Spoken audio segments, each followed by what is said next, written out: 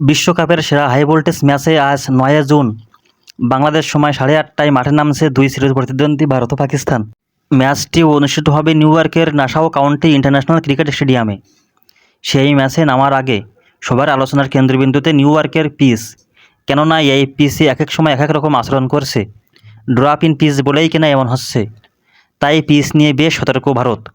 এটি ভারতের নিজেদের ঘরের মাঠ না যে পিচ তাদের মনের মতো হবে, এমনটাই জানান রোহিত শর্মা। ম্যাচের আগে ম্যাচ পূর্ববর্তী সংবাদ সম্মেলনে রোহিত বলেন, নিউ ইয়র্ক আমাদের ঘরের মাঠ না। এখানে আমরা মাত্র 2টা ম্যাচ খেলেছি, কিন্তু এখানকার আবহাওয়া নিয়ে তেমন অভিজ্ঞতা হয়নি। এটা এক এক সময় এক এক রকম আচরণ করছে। এমনকি পিচ কিউরেটারও দ্বিধাগ্রস্ত। এখানে কোন পিচে খেলা হবে এখনও জানি না, তাই খুব চিন্তা করতে হচ্ছে। এখানকার আউটফিল্ডও অনেক ধীর গতির।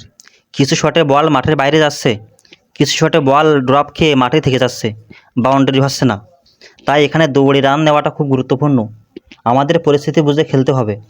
দিন শেষে যে দল ভালো খেলবে তারাই জিতবে।